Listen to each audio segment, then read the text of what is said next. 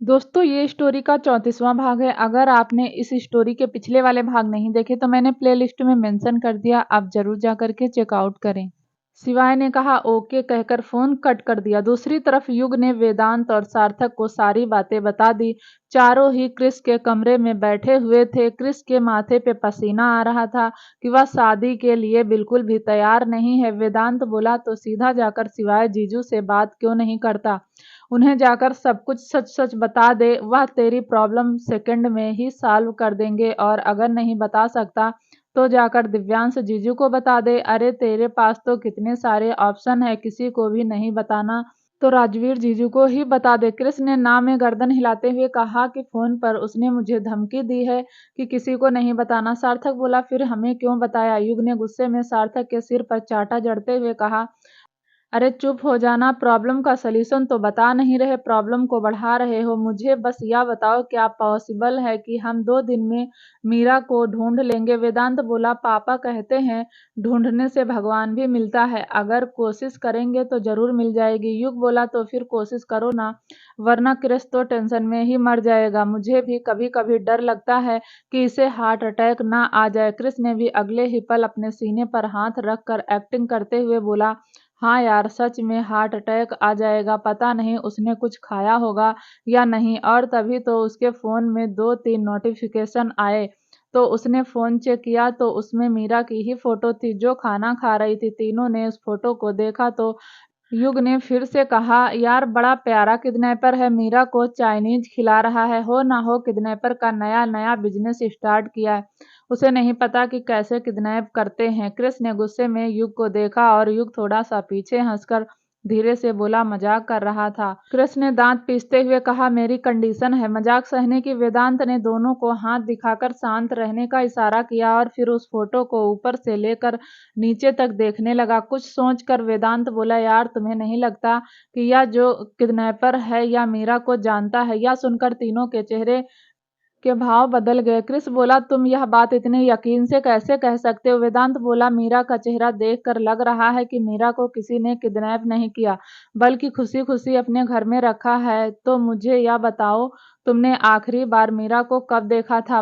Chris बोला वह जब सुबह कॉलेज गई थी तब मैंने उसे बालकनी से बाय किया था, उसने भी पलट कर बाय किया और चली गई, उसके बाद से नहीं देखा। वेदांत ने पूछा और घर में किसी को नहीं पता मीरा कहाँ है। क्रिस ने मुंह बनाकर बोला सबको यही पता है कि मीरा कॉलेज ट्रिप पर गई है। वेदांत ने कहा कुछ तो गड़बड़ है क्रिस, तुझे कुछ और पता है, घर में कुछ और पता है। बहू रानी से पूछा क्या उसकी मीरा से बात हुई। क्रिस बोला यार मेरी बहू रानी से बात करने की हिम्मत ही नहीं होती, मुझे लगता है कि मैं उससे कुछ पूछूंगा तो गलत ही मतलब निकाल लेगी। वेदांत ने क्रिस के सिर में एक मारते हुए कहा पागल इंसान, क्या खाकर पैदा हुआ है जो गलत समझ लेगी। यह किडनैपर कोई जाना पहचाना लगता है इसलिए उसने अभी तक मीरा के साथ कुछ नहीं किया, लेकिन अगर मीरा सच में किडनैपर के चंगुल में होती तब भी तो यही सब सोचते हुए वेदांत ने कहा बेवकूफ, एक काम कर तू यहाँ हल्दी और मेहंदी का फंक्शन अटेंड कर, मैं और यू कॉलेज जाते हैं, देख कर आते हैं कि वह कॉलेज में किसके साथ गई थी, तभी पता चलेगा कि आखिर मीरा है कहाँ। युग ने हाँ में गर्दन हिलाते हुए कहा चल चलते हैं, क्या पता शादी से पहले मीरा को ही ले आए।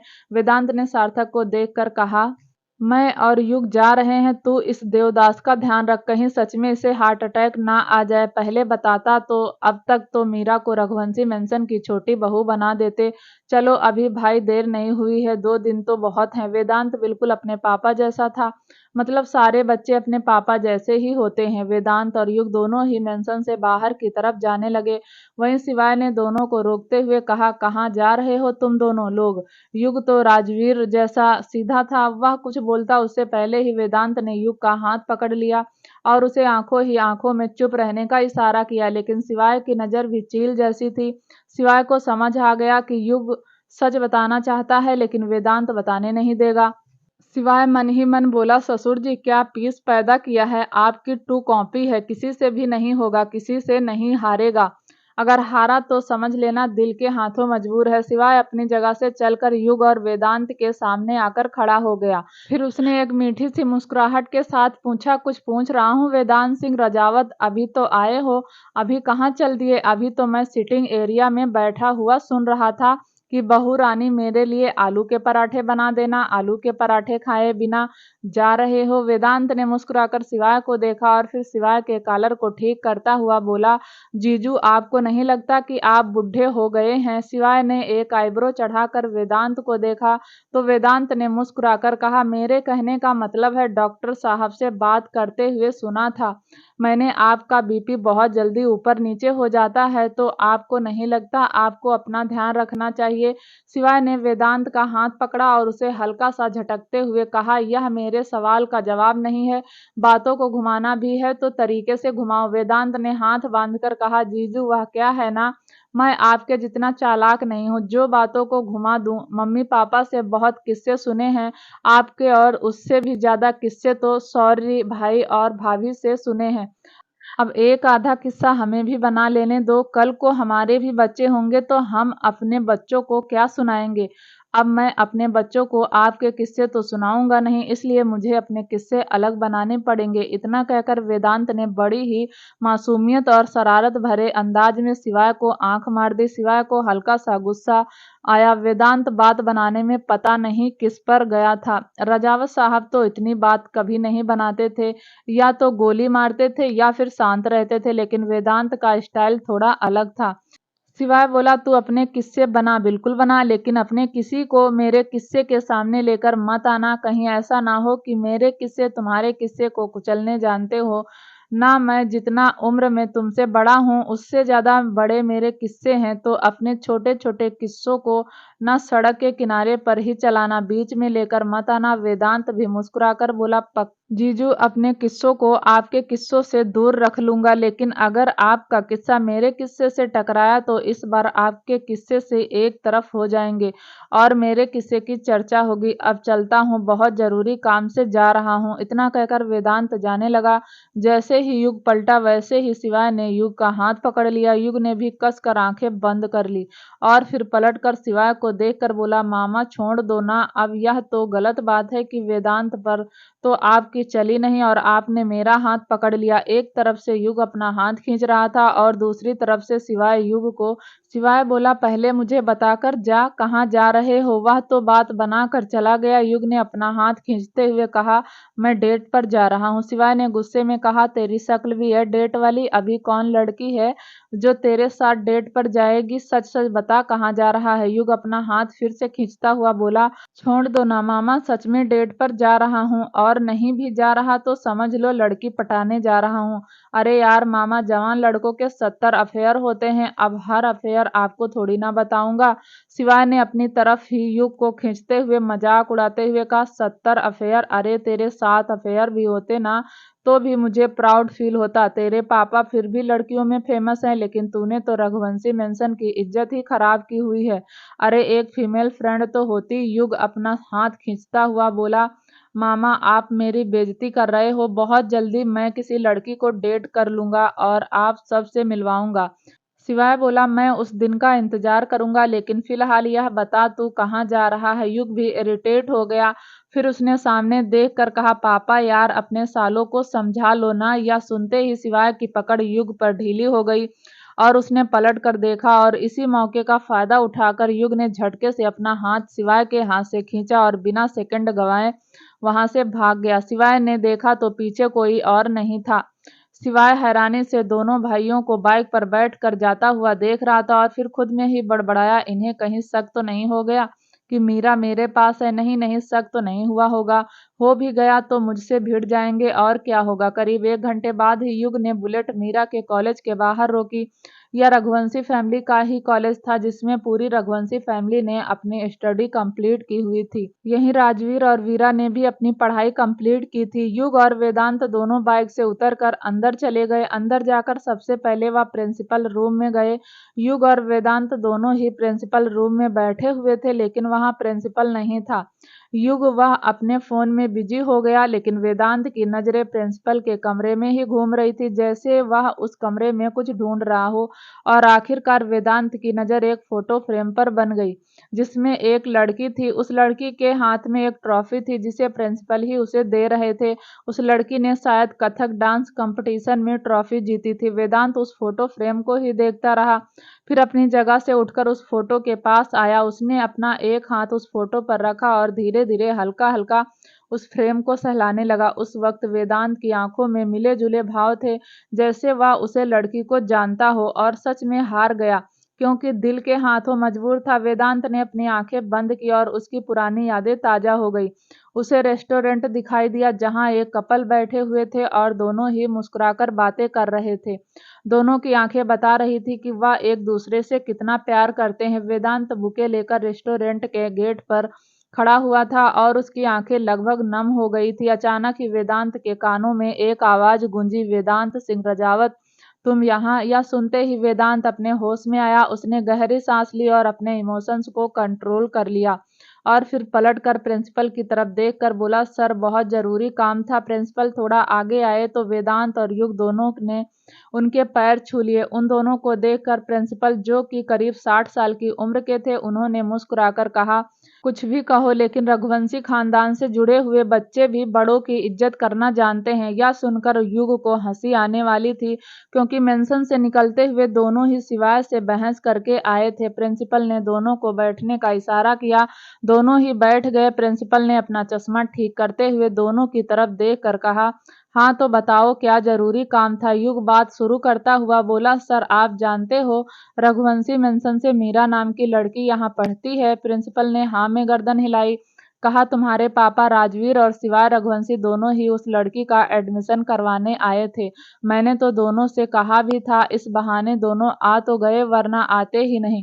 युग कुछ बोलता उससे पहले ही वेदांत ने उसे हाथ दिखाकर चुप रहने का इशारा किया और प्रिंसिपल की तरफ देखकर मुस्कुराकर बोला, सर जो बच्चे ट्रिप पर गए हैं वापस कब आएंगे। प्रिंसिपल ने अपना चश्मा उतारकर उसे साफ करके दोबारा लगाया और बोला, कॉलेज से तो कोई ट्रिप पर बाहर नहीं गया। अब तो वेदांत का शक यकीन में बदलता जा रहा था कि हो ना हो मीरा को किसी फैमिली मेंबर ने ही अपने पास रखा हुआ है, लेकिन उस फैमिली मेंबर को ढूंढना मुश्किल था। पहले तो वेदांत का सीधा सीधा शक सिवाय पर ही गया क्योंकि उसने सिवाय के बहुत किस्से सुने थे और उन सारे किस्सों को सुनकर वेदांत को यही लगता था कि हो ना हो यह सारा काम सिवाय का है, पर उसके पास कोई ठोस सबूत नहीं था। वेदांत ने फिर प्रिंसिपल की तरफ देखकर कहा, सर अगर आपको आपत्ति ना हो तो हम एक बार सीसीटीवी फुटेज देखना चाहते हैं। वह क्या है ना, मीरा को कोई लड़का परेशान कर रहा है और वह इतनी सीधी है कि घर में किसी को बताती भी नहीं। अगर हम फुटेज देख लेंगे तो हमें पता चल जाएगा कि कौन सा लड़का मीरा को परेशान कर रहा है। प्रिंसिपल वेदांत की बातों में आ गया और उसने हाँ में गर्दन हिलाते हुए कहा, हाँ क्यों नहीं। अरे आप सबका ही कॉलेज है, मैं तो यहाँ नौकरी करता हूँ, जब मन करे तब आप फुटेज देख लीजिए, लेकिन जो भी लड़का है उसके साथ कुछ ऐसा मत करना कि उसका करियर खराब हो जाए। वेदांत बोला, नहीं सर बिल्कुल भी नहीं, हम बस उस लड़के को समझा देंगे। यह उम्र ही ऐसी होती है कि लड़के समझ नहीं पाते, पर आप फिक्र मत कीजिए, अगर मीरा को कोई लड़का परेशान करता है तो हम उसे समझाएंगे। प्रिंसिपल ने हाँ में गर्दन हिलाई और उठकर कमरे से बाहर जाने लगा। उनके पीछे पीछे युग और वेदांत भी चल दिए। युग ने धीरे से कहा, सच सच क्यों नहीं बताया। वेदांत बोला, अगर इन्होंने फोन करके सिवाय जीजू को बता दिया तो गड़बड़ हो जाएगी। चुपचाप चलता रहे, हमें अपनी छानबीन सीक्रेट रखनी पड़ेगी। लेकिन मुझे इतना तो पता चल गया, हो ना हो फैमिली मेंबर ही मीरा की किडनैपिंग से जुड़ा हुआ है, वरना इतने प्यार से कोई किडनैपर खाना नहीं खिलाता। दोनों चुपचाप खुसुर फुसुर करते हुए कंट्रोल रूम में आ गए जहां बहुत सारे सीसीटीवी कैमरे लगे हुए थे। वेदांत और युग दोनों ही उन सीसीटीवी फुटेज को देखने लगे। आखिरकार उन्हें एक फुटेज में मीरा दिखाई दी। मीरा कॉलेज से बाहर निकली, उसके सामने एक गाड़ी आई। मीरा गाड़ी वाले से बात कर रही थी और जिस हिसाब से वह बात कर रही थी ऐसा लग रहा था जैसे गाड़ी वाला उसे जानता है। थोड़ी देर में मीरा गाड़ी में बैठकर चली गई। वेदांत और युग दोनों ही उस गाड़ी को ध्यान से देख रहे थे। वह गाड़ी रघुवंशी मेंशन की तो नहीं थी, लेकिन वेदांत ने युग को कुछ इशारा किया और युग ने मोबाइल निकालकर उस गाड़ी का नंबर नोट कर लिया। पूरी फुटेज देखने के बाद वेदांत ने प्रिंसिपल की तरफ देखकर कहा, सर शायद हमसे गलती हो गई, वह लड़का तो यहाँ है ही नहीं। हम मीरा से पूछ लेंगे कि आखिर उसे कौन परेशान कर रहा है, पर आप भी मीरा का ध्यान रखना। प्रिंसिपल ने हाँ में गर्दन हिलाई। वेदांत और युग दोनों ने प्रिंसिपल के सामने हाथ जोड़कर वहां से जाने की परमिशन ली और फिर वहां से चले गए। बाहर आते ही दोनों ने अपना फोन निकाला और टाइपिंग करने लगे। करीब 20 मिनट फोन में स्क्रीन स्क्रॉल करने के बाद वेदांत ने किसी को कॉल किया और उस गाड़ी नंबर को बताया और सामने से आवाज आई, सर यह गाड़ी तो बहुत पुरानी है या किसी नाम से रजिस्टर्ड नहीं है, शायद या किसी ने पुरानी खरीदी है। वेदांत बोला, तो पुराने ओनर का नाम तो पता होगा। सामने से आवाज आई, नहीं सर, पुराने ओनर का नाम भी पता करना इतना आसान नहीं है। वेदांत बोला, तो तुम मुझे यह बता सकते हो कि यह गाड़ी इस वक्त कहाँ होगी? सामने से आवाज आई, सर यह भी नहीं बता सकता। वेदांत गुस्से में बोला, तो फिर क्या बता सकते हो वही बता दो ना। सामने से आवाज आई, सर मैं आपको कुछ नहीं बता सकता। वेदांत ने गुस्से में फोन कट कर दिया। वहीं दूसरी तरफ शिवाय ने वेदांत के आदमी पर बंदूक तानी हुई थी और जैसे ही उस आदमी ने फोन रखा वैसे ही शिवाय ने मुस्कुराकर कहा, गुड जॉब कि तुमने वेदांत को कुछ नहीं बताया। अब उसे यह भी मत बताना कि तुम पर मैंने बंदूक तानी थी, समझे? उस आदमी ने हल्की सी हाँ में गर्दन हिला दी और अपना सलाइवा गटक लिया। शिवाय ने एक बार फिर मुस्कुराकर कहा, समझ गए ना? बस 2 दिन तक अपना मुंह बंद रखो, उसके बाद अपने वेदांत साहब को जो बताना है बता देना।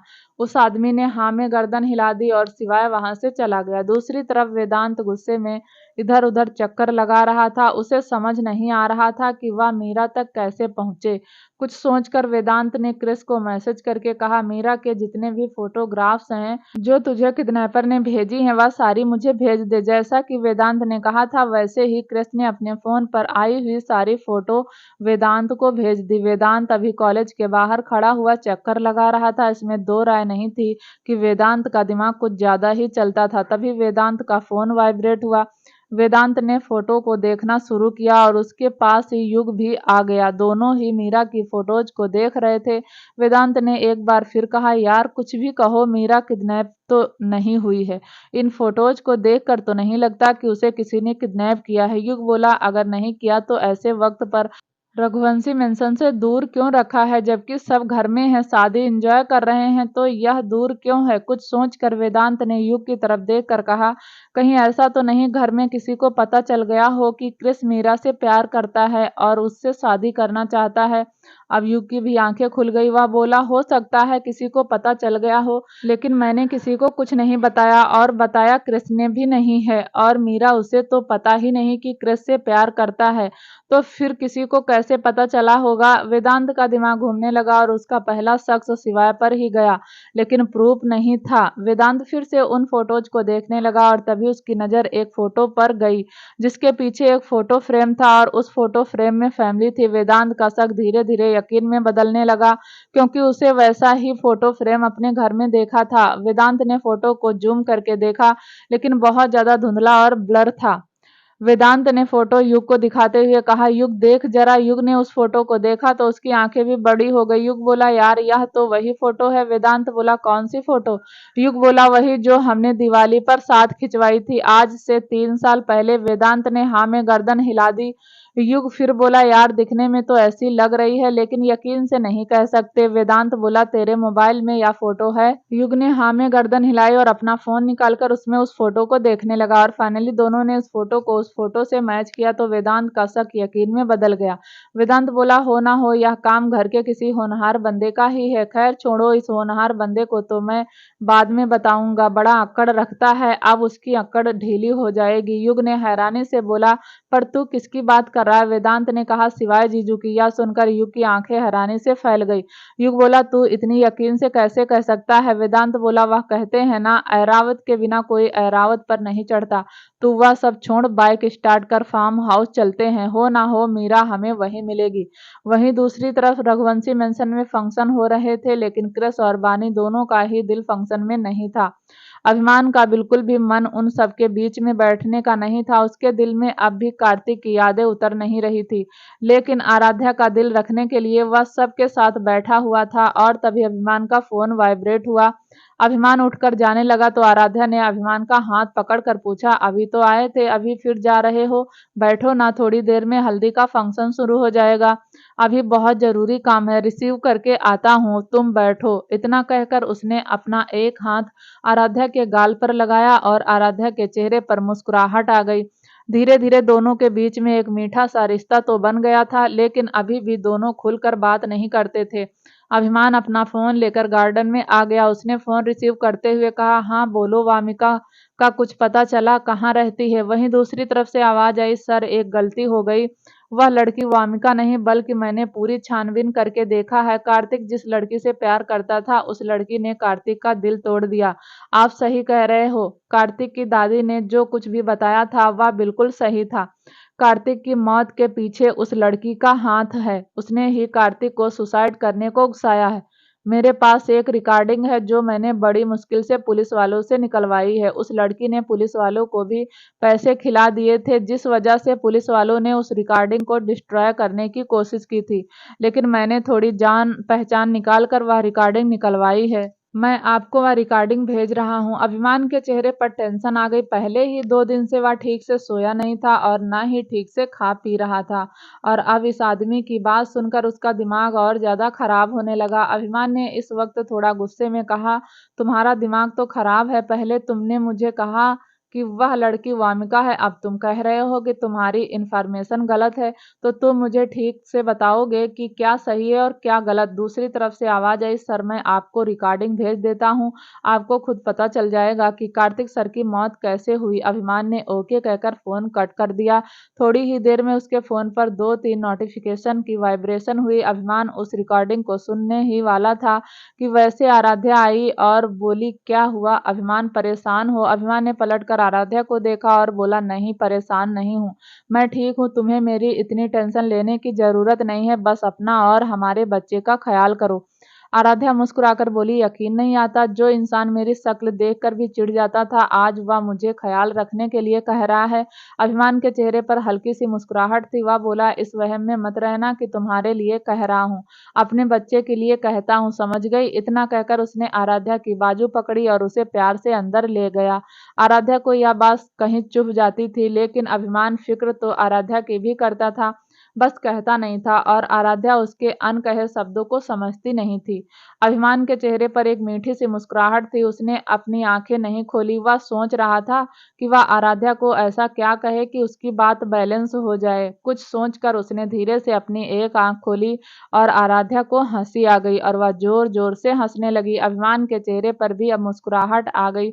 पिछले 2 दिन से वह बहुत डिस्टर्ब था, लेकिन अब आराध्या को ऐसे हंसता हुआ देखकर उसका दिल भी थोड़ा सा खुश हो गया। थोड़ी देर बाद वह कान पकड़कर बोला, सॉरी, फ्लो फ्लो में मैं बोल दिया, मुझे लगा कि हम दोनों भी नॉर्मल पति पत्नी हैं। यह सुनकर आराध्या की हंसी रुक गई। उसने एक नजर अभिमान की आंखों में देखा। आज उसके मन में बहुत सारे सवाल थे। वह बहुत कुछ पूछना चाहती थी। आराध्या अभिमान की आंखों में देखकर मन ही मन बोली कि हम साथ में पति पत्नी बनकर नहीं रह सकते क्या? सच में हम अपने पास्ट में मिट्टी नहीं डाल सकते क्या? सच में हम अच्छे कपल की तरह नहीं रह सकते?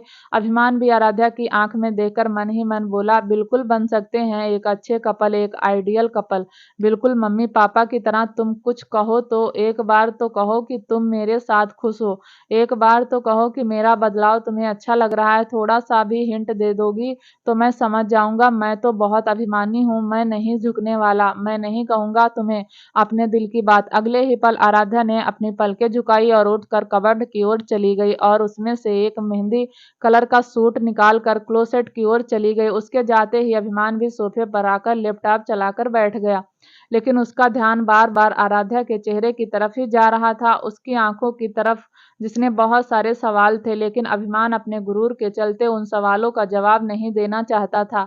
अभिमान ने अपना फोन निकाला और उस आदमी की भेजी हुई रिकॉर्डिंग को सुनने के लिए जैसे ही मोबाइल को टच किया, वैसे ही आराध्या की आवाज आई, अभिमान एक बार अंदर आना, हेल्प की जरूरत है। अभिमान उठकर क्लोसेट की ओर चला गया। दूसरी तरफ देव वॉशरूम के बाहर खड़ा था और सरगम वॉशरूम के अंदर। देव बोला, जल्दी बाहर आओ, जल्दी तुम्हें हल्दी लगाएं, बिना मैं मानने वाला नहीं हूँ। सरगम वॉशरूम से बोली, देव सर, मैंने भी आपको माफ नहीं किया जो आप मेरे साथ हल्दी खेलने के लिए आ गए। वैसे भी हल्दी हमारी नहीं कृष भैया की है और बानी की है, तो जाकर कृष भैया को हल्दी लगाइए, मुझे नहीं। देव बोला हल्दी तो तुम्हें ही लगाऊंगा, चुपचाप बाहर आ जाओ वरना मैं भी यहीं खड़ा हूँ, देखता हूँ कब तक बाहर नहीं आती। सरगम बोली सर मैं नहीं आऊंगी, नहीं आऊंगी, नहीं आऊंगी, पहले वादा कीजिए कि आप मुझे हल्दी नहीं लगाएंगे। देव बोला मैं देवव्रत रघुवंशी तुमसे वादा करता हूँ, तुम जैसे ही बाहर आओगी वैसे ही तुम्हें हल्दी लगा दूंगा। सरगम वॉशरूम के अंदर मिरर के सामने खड़ी हुई थी, उसके चेहरे पर मुस्कुराहट आ गई। सच तो यह था उसने देव को कब का माफ कर दिया था, लेकिन थोड़े से नखरे करने तो हर पत्नी के अधिकार होते हैं, जिसका इस्तेमाल सरगम कर रही थी। सरगम बोली तो फिर बाहर खड़े रहिए, मैं नहीं आऊंगी। देव बोला हाँ यहीं खड़ा हूँ, मत आओ, थोड़ी देर में बड़ी माँ तुम्हें बुलाएंगी, तब तो तुम बाहर आ जाओगी ना, तब देखता हूँ क्या करोगी। सरगम मुंह बनाती हुई बोली सर यह कैसी जिद है, पहले आप मेरा दिल दुखाते हैं उसके बाद भी अजीब सी जिद करते हैं, मैं नहीं आऊंगी। देव बोला अच्छा ठीक है, नहीं करता तुम्हें परेशान, जा रहा हूँ। इतना कहकर वह जानबूझकर वहीं खड़ा होकर जाने की एक्टिंग करने लगा, जिस वजह से देव के जूतों में से आवाज आने लगी और अंदर सरगम समझ गई कि देव चला गया। थोड़ी देर तक गेट नहीं खोला और देव चुपचाप बिना आवाज किए गेट के पास ही खड़ा रहा। करीब 2 मिनट बाद सरगम ने थोड़ा सा गेट खोलकर बाहर की तरफ देखा तो उसे कमरा खाली दिखाई दिया। सरगम ने एक राहत की सांस ली और फिर अपना एक पैर बाहर निकाला और थोड़ा सा अंदर आई, और तभी उसे पीछे गेट बंद होने की आवाज सुनाई दी। सरगम ने पलट कर देखा तो अपने दोनों हाथों को मुंह पर रख लिया। पीछे देव खड़ा था, जिसने अभी अभी बाथरूम का गेट बंद किया था। सरगम ने ना में गर्दन हिलाते हुए कहा सर आपको झूठ बोलना शोभा नहीं देता। देव सरगम की तरफ एक कदम बढ़ाता हुआ बोला बीवी से कैसा झूठ। सरगम एक कदम और पीछे हटी और बोली सर प्लीज मत कीजिए। देव थोड़ा सा और करीब गया और बोला क्या मत कीजिए, करना तो पड़ेगा ना, तुम नाराज हो और तुम्हें मनाना मेरा भी अधिकार है। जैसे तुम बिना बात नखरे कर रही हो वैसे ही मैं भी बिना बात तुम्हारे साथ हल्दी ही खेलूंगा। सरगम जैसे ही मौका देखकर बाहर की तरफ जाने लगी, वैसे ही देव ने सरगम की कलाई पकड़कर अपनी तरफ खींच लिया। सरगम देव के सीने से जा लगी और देव ने अपना एक हाथ सरगम की कमर पर लपेटा और दूसरे हाथ की हल्दी को उसके गालों पर लगाकर उसकी आंखों में देखकर बहुत प्यार से और शर्मिंदगी के साथ बोला I am sorry Sargam, I really very sorry. सच में बहुत गुस्सा था, जानता हूँ तुम्हें बहुत कुछ उल्टा सीधा बोल दिया, लेकिन यकीन मानो उस रात के बाद गिल्ट से मरा जा रहा था। ऐसा लग रहा था जैसे मैंने तुम्हारा फायदा उठाया, ऐसा लग रहा था जैसे खुद की नजरों में गिर गया, ऐसा लग रहा था जैसे अपनी जरूरत पूरी कर ली। ना जाने कितने ख्याल आ रहे थे। सच कहता हूँ सरगम, अगर वह रात सच होती तो मैं आज भी गिल्ट में ही होता। सरगम देव की आंखों में देख रही थी। देव की आंखों में सिवाय सच्चाई के कुछ नहीं था। सरगम प्लीज मुझे माफ कर दो, देव ने एक बार फिर कहा। सरगम कुछ बोली नहीं, इमोशनल हो चुकी थी, उसकी आंखों से पानी गिरने ही वाला था। देव ने सरगम के सिर को अपने सीने पर रखा और अपनी पकड़ कसते हुए कहा बस अब एक और आंसू नहीं, तुम जानती नहीं हो तुम किसकी बीवी हो। कुछ देर तक देव और सरगम ऐसे ही खड़े रहे। देव को बहुत सुकून मिल रहा था, वह ना जाने कितनी बार संजना से गले मिला था, लेकिन इतना अच्छा तो उसे कभी नहीं लगा जितना सरगम से गले मिलकर लग रहा था। उसकी पकड़ सरगम पर कसती जा रही थी, उसे ऐसा लग रहा था अगर वह सरगम को छोड़ देगा तो सरगम कहीं गायब हो जाएगी।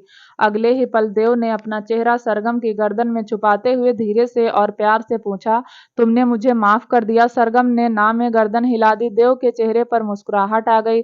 अगले ही पल देव ने अपनी पकड़ और ज्यादा कस दी और सरगम की थोड़ी सी चीख निकल गई। देव ने सरगम को उठाकर कमरे में गोल गोल घुमा दिया और थोड़ी देर बाद उससे फर्श पर खड़ा करके बोला तुमने मुझे माफ किया कि नहीं। सरगम के चेहरे पर मुस्कुराहट थी, लेकिन उसने फिर से ना में गर्दन हिला दी। देव ने इस बार अपना चेहरा सरगम की तरफ झुकाया, तभी कमरे के बाहर से आवाज आई सरगम मेहंदी का टाइम हो गया, चलो चाची बुला रही हैं। यह आवाज किसी और की नहीं बल्कि दृष्टि की थी। देव सरगम से थोड़ा दूर हुआ और बोला माँ अंदर आ जाओ। दृष्टि अंदर आई, उसने देव और सरगम दोनों को देखा। दोनों के चेहरे पर एक मीठी सी मुस्कुराहट थी। सरगम की आंखों में थोड़ी सी शर्म। दृष्टि को समझते देर नहीं लगी कि फाइनली उनके बेटे ने उसकी बहू को मना लिया। दृष्टि ने आंखों आंखों में ही देव से पूछा तो देव ने पलके झपकाई। दृष्टि के चेहरे पर मुस्कुराहट आ गई। दृष्टि सरगम को देखकर बोली तुम जल्दी से तैयार हो जाओ, मैं अभी आई। इतना कहकर दृष्टि कमरे से चली गई। सरगम की क्लोसेट की ओर जाने लगी, तभी देव ने उसका हाथ पकड़ लिया। इस बार सरगम ने थोड़ा गुस्से में कहा, देव सर छोड़ दीजिए, माँ आ जाएंगी तो गुस्सा करेंगी। इतना कहकर उसने जल्दी से अपना हाथ झटका और वहां से चली गई। थोड़ी देर में सरगम डार्क ग्रीन कलर की साड़ी पहनकर आई, जिसमें वह बेहद खूबसूरत लग रही थी। सरगम जल्दी से मिरर के सामने गई और इयररिंग्स पहनते हुए बोली, देव सर आप तैयार नहीं होंगे? आप भी कुर्ता बदल लीजिए, मैंने आपके कपड़े निकाल दिए हैं। देव बस सरगम को ही देख रहा था। देव एक कदम सरगम की तरफ बढ़ गया और सरगम बिना पलटे मिरर में देव को देखकर बोली, शरारत नहीं, जल्दी से तैयार हो जाइए। लेकिन देव मानने वाला नहीं था। वैसे भी बड़ी मुश्किल से सरगम मानी थी या नहीं मानी थी, यह भी अभी कंफर्म नहीं था। देव ने सरगम को पीछे से गले लगाया और सरगम के दिल की धड़कनें एक बार फिर रुक गई। सरगम ने पलटकर देव की आंखों में देखा और लड़खड़ाती जुबान में बोली, प्लीज अब जाने दीजिए ना। देव ने कुछ नहीं कहा और अगले ही पल सरगम को किस करना शुरू कर दिया। सरगम के हाथ भी देव के कुर्ते के कॉलर पर कसते चले गए। देव सरगम से थोड़ा सा दूर हुआ और अपना माथा उसके माथे से लगाकर वह माफ कर दिया तुमने। सरगम ने मुस्कुराहट के साथ ना में गर्दन हिला दी और तभी कमरे का गेट खुला और तभी वह जल्दी से एक दूसरे से दूर हो गए। सामने दृष्टि खड़ी थी। देव अपनी माँ को देखकर बोला, दादी नहीं बनना? यह सुनकर सरगम ने तो देव के सीने में अपना सिर छुपा लिया और दृष्टि अंदर जाकर गुस्से में बोली, नजर उतारने आई हूँ, तेरा क्या भरोसा दादी बनने से पहले मेरी बहू को नजर लगा दे। दृष्टि के हाथों में मिर्ची जैसा कुछ था। उसने दूसरे हाथ से सरगम के चेहरे को पकड़कर अपनी तरफ घुमाया और बड़े प्यार से बोली, बस अब ज्यादा शर्माने की जरूरत नहीं है, या तो है ही बेशरम अपने पापा पर जो गया है। यह सुनकर तो देव और सरगम दोनों हंसने लगे। दृष्टि आगे आई और उसने अपने दोनों बच्चों की नजर उतारी और फिर सरगम की बलाएं लेते हुए कहा, बस तुम ऐसे ही खुश रहो। यह खुश नहीं रहेगा तो चलेगा, लेकिन तुम उदास होती हो ना तो मुझे अच्छा नहीं लगता। पता नहीं क्यों पर तुम्हारे चेहरे पर हमेशा मुस्कुराहट देखना चाहती हूँ। इस बार इस गधे ने जो किया सो किया, अगली बार कुछ कहेगा तो इसे घर से निकाल दूंगी। लेकिन तुम अपना मूड मत खराब किया करो। यह घर इसका नहीं है, इसके पापा का है और इसके पापा मेरे हैं और मैं जब चाहूँ इसे घर से निकाल सकती हूँ। बस तुम उदास मत रहा करो, समझी? सरगम की आंखों में हल्का सा पानी आ गया। इससे पहले तो इतनी प्यारी प्यारी बातें उसके साथ किसी ने नहीं की थी। उसे रघुवंशी मेंशन से प्यार तो बहुत मिलता था, लेकिन वह कभी दो घड़ी किसी के साथ बैठी ही नहीं, हमेशा अपने काम में बिजी रहती थी। दृष्टि ने सरगम की आंखों में पानी देखकर उसे गले लगाया और बहुत प्यार से बोली, क्या हुआ बेटा, मैंने कुछ गलत कह दिया? सरगम ने ना में गर्दन हिलाते हुए कहा, नहीं माँ, आपने कुछ गलत नहीं कहा। मुझे कभी कभी अपने नसीब पर यकीन नहीं होता। ऐसा लगता है यह सब एक सपना है। थोड़ी देर में मेरी आंख खुलेगी और यह सब गायब हो जाएगा। देव ने पीछे से सरगम के बालों को चूम कर कहा, सपना नहीं है, हकीकत है। सरगम ने हल्की सी हाँ में गर्दन हिला दी। फिर वह तीनों कमरे से बाहर चले गए। दूसरी तरफ आराध्या के बालों में उसका मंगलसूत्र और अनिरुद्ध की दी हुई चैन दोनों फंस चुके थे। अभिमान बहुत देर से उन दोनों को सुलझाने की कोशिश कर रहा था, लेकिन वह सुलझ ही नहीं रहे थे। अभिमान हल्के गुस्से में बोला, दोनों में से किसी एक को निकाल भी सकती हो, दोनों को पहनकर रखो कि क्या? आराध्या भी हल्के गुस्से में बोली, क्योंकि मेरी लाइफ में दोनों ही इम्पोर्टेंट हैं, समझे? अभिमान के चेहरे पर हल्की सी मुस्कुराहट आई। फिर वह दोबारा से मंगलसूत्र और उस चैन को सुलझाने में बिजी हो गया, लेकिन वह तो दोनों बिल्कुल बुरी तरीके से उलझी हुई थी। अभिमान बोला, यह तो बहुत बुरी तरीके से उलझी हुई है। आराध्या मन ही मन बोली, हे कान्हा, सब कुछ ठीक करना बहुत मुश्किल से अभिमान और मेरे रिश्ते में सुधार हुए हैं। बहुत मुश्किल से भैया और अभिमान में हल्की फुल्की बातचीत होनी शुरू हुई है। दोनों के बीच बहस कम होने लगी है। प्लीज बाल गोपाल, कुछ गलत मत होने देना। और तभी कुछ टूटने की आवाज आई।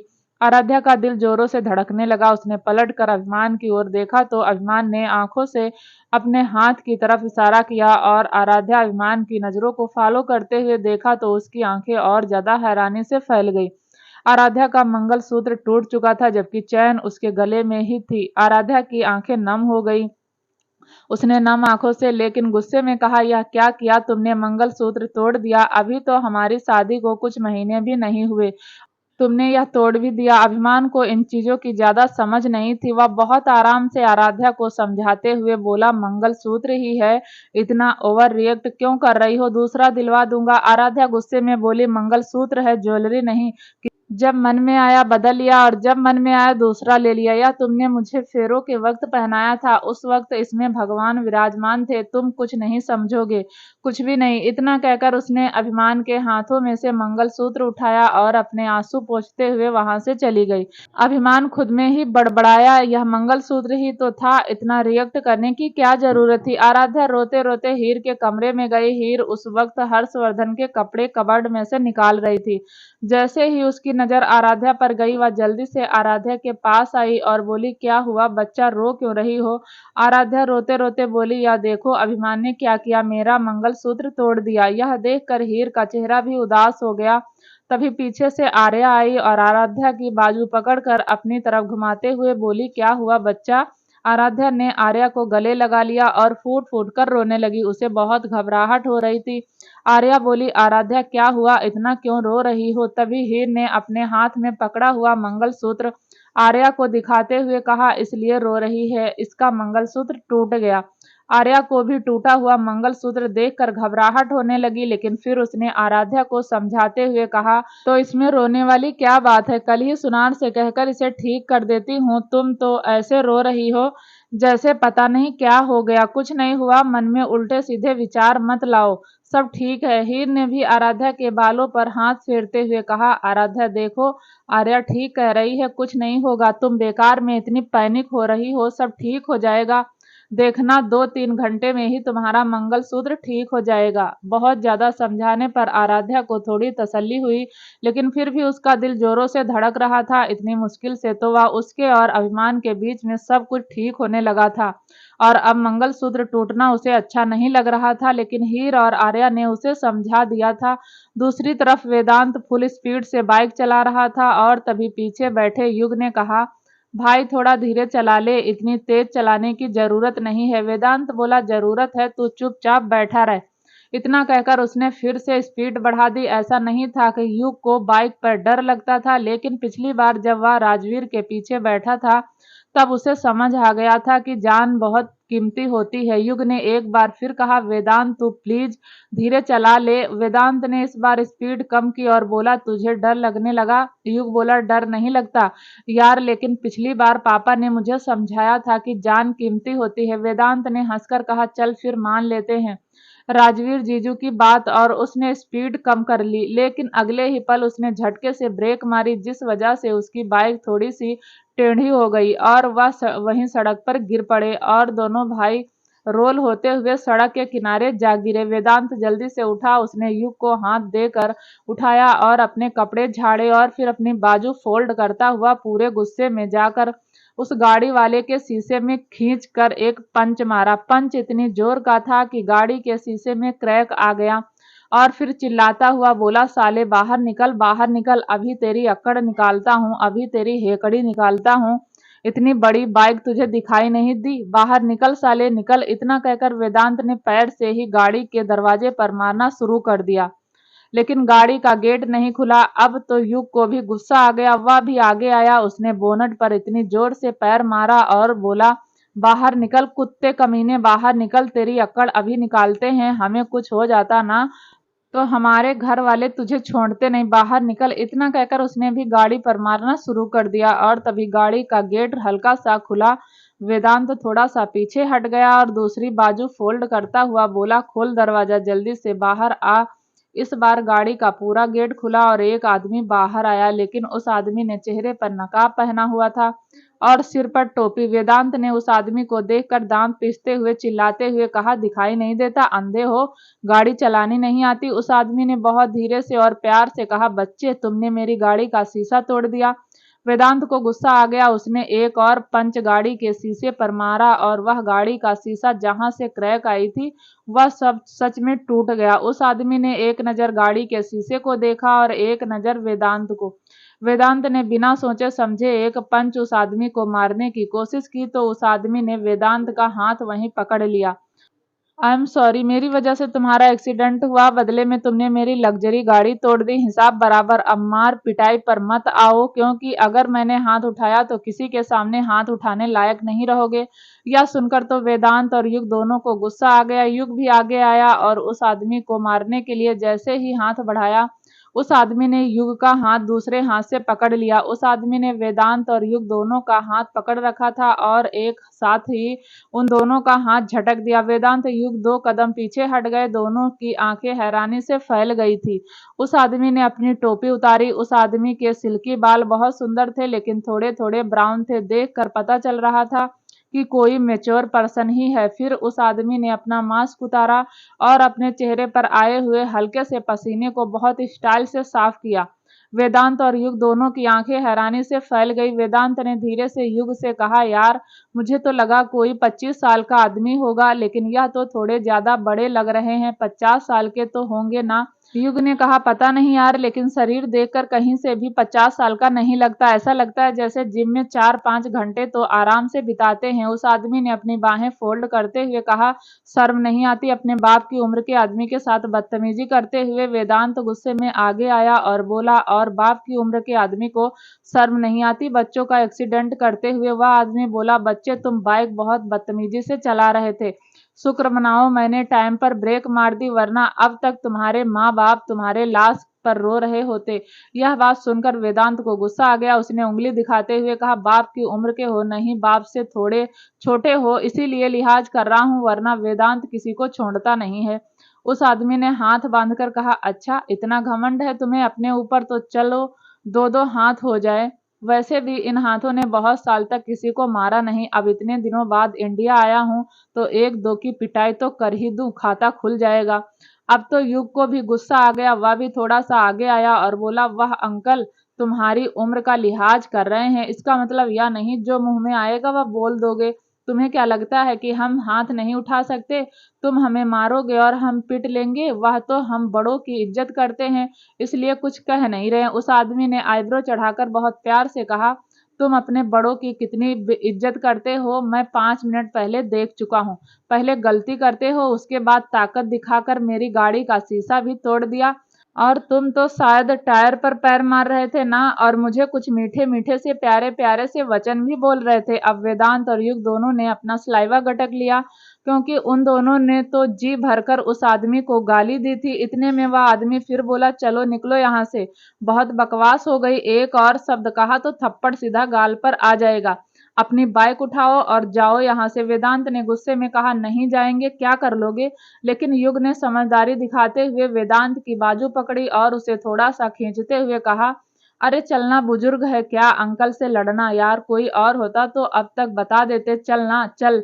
लेकिन वेदांत तो जैसे जाना ही नहीं चाहता था। वह आदमी बहुत प्यार से वेदांत को देख रहा था, जबकि वेदांत सुलगती हुई आंखों से उस आदमी को देख रहा था और युग उसे खींचने की कोशिश कर रहा था। लेकिन युग से वेदांत 1 इंच भी नहीं हिला। इतने में उस आदमी ने युग से कहा, ले जाओ इसे, नहीं तो मेरे हाथ से पिट जाएगा। वेदांत ने भी दांत पीसते हुए कहा, वाह अंकल, हाथ लगा कर तो दिखाओ। हाथ तोड़कर तुम्हारे हाथ में ना दे दिया तो हमारा नाम भी वेदांत नहीं। अभी 2 मिनट पहले सुना था, निकलो यहाँ से। उस आदमी ने उन दोनों पर वार करते हुए कहा, लेकिन वेदांत तो जैसे एक मौके की तलाश में था। वह आदमी उसे मारे और बदले में वेदांत भी उस आदमी की पिटाई कर दे। युग ने एक बार फिर कहा, वेदांत चल, हमें वैसे भी कहीं जाना है, तू चल ना यार। वेदांत गुस्से में पलट गया, लेकिन कुछ सोचकर उसने अपना मुक्का बनाया और बोनट पर दे मारा और बोनट का लोहा थोड़ा सा पिचक गया। अब उस आदमी को गुस्सा आ गया। उसने वेदांत की बाजू पकड़कर खींचकर एक थप्पड़ उसके गाल पर जड़ दिया और वेदांत का चेहरा एक साइड हो गया। वेदांत ने भी अब अपने गुस्से को कंट्रोल नहीं किया और उस आदमी पर हाथ उठा दिया, लेकिन उस आदमी ने वेदांत का हाथ वहीं पकड़कर मरोड़ दिया और अगले ही पल उसका चेहरा बोनट पर लगा दिया। युग आगे आया तो उसने दूसरे हाथ से युग को भी एक खींचकर पंच मारा और युग जमीन पर जा गिरा। युग उठता उससे पहले उस आदमी ने झल्लाते हुए कहा, जानते नहीं हो कौन हूं मैं? अगर मुझे हाथ भी लगा दिया तो मान जाऊंगा कि तुम अपने बाप की औलाद हो। इतना कहकर उसने सबसे पहले वेदांत के मुंह पर मारा और फिर उसे छोड़ दिया और वह 2 कदम पीछे हटकर फाइटिंग मोड में आता हुआ बोला, तो दिखाओ कि तुम किस बाप की औलाद हो। दोनों को यह गाली बहुत बुरी लग रही थी। दोनों ही फाइटिंग मोड में आ गए और देखते ही देखते तीनों के बीच फाइटिंग शुरू हो गई। लेकिन मजाल वेदांत और युग ने उस आदमी को हाथ भी लगाया हो, जबकि उस आदमी ने वेदांत और युग दोनों को 2-3 पंच मार दिए थे। वह आदमी भी वेदांत और युग को ढंग से मार नहीं पा रहा था, क्योंकि फाइटिंग स्किल तो वेदांत और युग भी जानते थे, पर जो कुछ भी था वह आदमी वेदांत और युग दोनों पर भारी पड़ रहा था। करीब 10 मिनट बाद गाड़ी का गेट खुला और उसमें से एक बहुत खूबसूरत औरत बाहर आई और उसने उस आदमी को देखकर कहा, पैंथर, यह क्या कर रहे हो? पैंथर ने पलटकर उस खूबसूरत औरत को देखा और इसी बात का फायदा उठाकर वेदांत ने एक पंच पैंथर के सीने पर मार दिया। पैंथर ने पूर्वी की तरफ देखकर कहा, पूर्वी तुम अंदर बैठो। इतना कहकर पैंथर ने युग का हाथ पकड़कर उसे झटक दिया और दूसरे हाथ से वेदांत के चेहरे पर एक पंच जड़ दिया। यह देखकर पूर्वी जल्दी से आगे आई और पैंथर के सामने आ गई। इतने में वेदांत और युग भी खड़े हो गए और दोनों ही पैंथर की तरफ आने लगे। तो पूर्वी बीच में आकर बोली, तुम दोनों बच्चों को शर्म नहीं आती? तुम्हारे बाप की उम्र के हैं। युग और वेदांत दोनों रुक गए। युग थोड़ा शिकायत भरे लहजे में बोला, आंटी यही है जो बदतमीजी से पेश आ रहे थे। एक तो इन्होंने हमारा एक्सीडेंट कर दिया, ऊपर से एटीट्यूड भी दिखा रहे हैं। पूर्वी बोली, अगर एटीट्यूड दिखा भी रहे हैं तो भी तुम्हारे बाप की उम्र के हैं, तुम्हें इग्नोर करना चाहिए था। और दूसरी बात, तुम बिना हेलमेट के बाइक चला क्यों रहे थे? तुम्हारे घर वालों ने इतना नहीं सिखाया कि बाइक पर हमेशा हेलमेट लगाकर जाते हैं? युग ने वेदांत को इशारा करते हुए कहा, आंटी मैं तो हेलमेट लगाता हूँ, पर यह है ना, यह अपने आप को जॉन अब्राहम समझता है। पूर्वी हल्के गुस्से में बोली, लेकिन जॉन अब्राहम तो हेलमेट लगाकर बाइक चलाता है। अब युग कुछ नहीं बोला और तभी वेदांत ने कहा, आंटी आप तो हमें ही डांट रही हैं, अपने पति को भी कुछ कहिए, बच्चों पर हाथ उठा रहे हैं। पूर्वी ने दोनों को देखा, उसके चेहरे से खून निकल रहा था। पूर्वी ने अपनी साड़ी के पल्लू से वेदांत के होठों पर आए हुए खून को साफ किया और बोली, कभी सोचा है अगर तुम्हारी माँ तुम्हें इस हालत में देखेगी तो उन पर क्या बीतेगी? वेदांत को अब थोड़ी शर्मिंदगी हो रही थी और फिर पूर्वी ने वेदांत के खून को साफ किया और फिर युग के माथे पर आए खून को साफ करती हुई बोली, और तुमने भी सोचा है कि जब तुम्हारे माँ बाप तुम्हें ऐसे देखेंगे तो क्या सोचेंगे?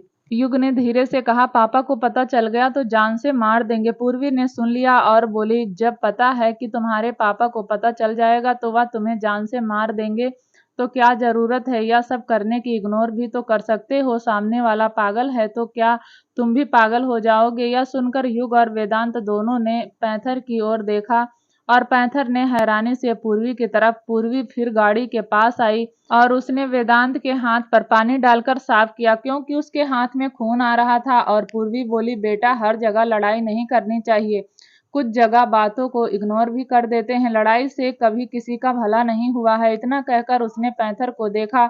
आज पूर्वी और पैंथर के बीच में कहीं कुछ थोड़ी सी कड़वाहट थी। हालांकि पैंथर पूर्वी का पूरा ख्याल रखता था, फिर भी वह कड़वाहट खत्म नहीं हुई थी। पूर्वी ने फिर दोनों को देखकर कहा, अब जाओ, पर ध्यान से बाइक चलाना और धीरे बाइक चलाना।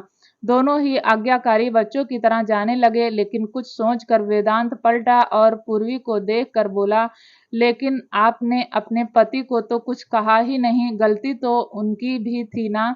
पूर्वी ने एक गहरी सांस ली क्योंकि वेदांत बिल्कुल बच्चों की तरह शिकायत कर रहा था। आपने मैडम मुझे तो डांट दिया, लेकिन मेरे साथी को तो डांटा ही नहीं। पूर्वी ने फिर पैंथर को देखा और भड़कते हुए बोली, पैंथर तुम्हें शर्म नहीं आती? बच्चों से लड़ोगे? थोड़ी तो शर्म करो, जानते हो ना हम यहाँ किसी की शादी अटेंड करने आए हैं और तुम हो कि बच्चों से लड़ने लगे। अगर दोनों का हाथ लग जाता तो बुढ़ापे में हड्डियां चटक जाती। थोड़ी भी शर्म नहीं है? यह तो बच्चे हैं, तुम तो बड़े हो। पैंथर तो आंखें फाड़े पूर्वी को देख रहा था। युग और वेदांत दोनों को हंसी आ गई। पैंथर ने एक नजर वेदांत और युग को देखा और फिर पूर्वी को देखकर उसके चेहरे पर आए हुए बालों को पीछे करते हुए कहा, बस करो, बच्चे देखकर हंस रहे हैं। पूर्वी बोली, फिर भी आपको शर्म नहीं आती? कुछ तो शर्म करो, बच्चों को पीट दिया। मानती हूँ बाजू में अभी तक बहुत ताकत है, इसका मतलब यह तो नहीं कि छोटे छोटे बच्चों पर हाथ उठाओगे? पैंथर हैरानी से बोला, या छोटे हैं या तुम्हें 6 फुट के हट्टे कट्टे लड़के छोटे लग रहे हैं? पूर्वी दांत पीसते हुए पैंथर की बाजू पकड़ी और उसे गाड़ी तक लेकर आई और फिर गाड़ी का गेट खोलकर उसे बैठाने की कोशिश करने लगी। तो पैंथर ने गाड़ी का शीशा दिखाते हुए कहा, यह देखो, इन छोटे छोटे बच्चों ने 2 ही मुक्के में गाड़ी का शीशा तोड़ दिया। पूर्वी ने हाथ जोड़कर कहा, अब चलो ना, सब वहां इंतजार कर रहे होंगे। पैंथर ने एक नजर उन दोनों को देखा और बोला, सुन लिया तुम्हारी आंटी ने क्या कहा? हेलमेट लगाकर बाइक चलाओ और थोड़ा धीरे चलाओ, तुम्हारे माँ बाप तुम्हें ऐसे देखेंगे तो उनके दिल पर क्या बीतेगी मैं अच्छे से समझ सकता हूँ। कहते कहते पैंथर भावुक हो चुका था, क्योंकि कहीं ना कहीं उसे अपनी बेटियों का आज भी इंतजार था। पैंथर बैठ गया। पूर्वी भी दूसरी तरफ से घूमकर आई। वह भी गाड़ी में बैठने लगी, लेकिन फिर कुछ सोचकर उसने भी युग और वेदांत को देखकर कहा, बेटा हमारी कोई औलाद नहीं है, इसीलिए कह रही हूँ। भाई थोड़ा ध्यान से चलाया करो। इतना कहकर पूर्वी भी बैठ गई और देखते देखते पैंथर गाड़ी लेकर चला गया। उसके जाते ही वेदांत और युग ने एक दूसरे को देखा। युग बोला, चलो यार, हमें तो मीरा के पास जाना था, हम कहाँ इन अंकल आंटी के साथ फंस गए। दूसरी तरफ अनिरुद्ध बालकनी में गया तो उसने शिवांगी को देखा, जो मुंह बनाकर बैठी हुई थी। अनिरुद्ध बोला, क्या हुआ तितली, क्यों इतना गुस्सा हो? शिवांगी ने कुछ नहीं कहा, मुंह दूसरी तरफ घुमा लिया। अनिरुद्ध को हंसी आ गई, लेकिन फिर वह शिवांगी के पास झूले पर बैठा और बोला, तितली मैं बोल रहा हूँ ना, कल लेकर जाऊंगा। शिवांगी ने ना में गर्दन हिलाते हुए कहा, तितली को ब्रूम ब्रूम पर जाना है। अनिरुद्ध बोला, हाँ तो मना कहाँ कर रहा हूँ, तुम्हें कल लेकर जाऊंगा ना, लेकिन आज नहीं, आज मैं बहुत थक गया। रघुवंशी मेंशन में शादी है और इसीलिए कोई भी ऑफिस नहीं आया था, मुझे बहुत काम करना पड़ा, मैं सच में बहुत थक गया हूँ। शिवांगी बोली, अनिरुद्ध तुम मेंशन नहीं गए? अनिरुद्ध बोला, तुम्हें अकेले छोड़कर कैसे जाता। आराध्या तो कई बार फोन करके पूछ चुकी है, हर बार बहाना मार देता हूँ, लेकिन लगता है कल तो जाना ही पड़ेगा, पर सोच रहा हूँ तुम्हें किसके पास छोड़कर जाऊं। वेदांत ने अपनी बाइक रघुवंशी फार्म हाउस के बाहर रोकी। दोनों मामा भांजे उतरकर फार्म हाउस के अंदर चले गए। इस वक्त फार्म हाउस में सिवाय एक वॉचमैन के कोई नहीं था। दोनों ही अंदर आए। उन्होंने आसपास नजर घुमाई तो वहां कोई नहीं था। वेदांत ने युग से कहा, हो ना हो मीरा यहीं होगी, ढूंढो उसे। दोनों ही मीरा को ढूंढने लगे। दोनों ने एक एक कमरे को चेक कर लिया, लेकिन मीरा उन्हें कहीं नहीं मिली। दोनों ही वापस हॉल में आ गए। युग बोला, यार हो सकता है कि मीरा यहाँ ना हो। वेदांत ने ना में गर्दन हिलाते हुए कहा, नहीं मीरा यहीं थी, वह देख दुपट्टा पड़ा है। युग ने कहा, तुझे कैसे पता कि दुपट्टा मीरा का ही है? वेदांत बोला, तो यहाँ कौन सी लड़की होगी, या भी तो सोच बेवकूफ इंसान, हम सारे भाई इन मामलों में शरीफ हैं, तो हो ना हो यह मीरा का ही दुपट्टा है। लेकिन गई कहाँ? कहीं ऐसा तो नहीं सिवाय जीजू को पता चल गया हो। वहीं दूसरी तरफ सिवाय लैपटॉप की स्क्रीन पर वेदांत और दोनों को देख रहा था। सिवाय के बिल्कुल पीछे दिव्यांश बैठा था। दिव्यांश बोला, क्यों बच्चों के साथ लुका छुपी का गेम खेल रहे हो? दोनों को बता देना कि मीरा को क्यों छुपा रहे हैं।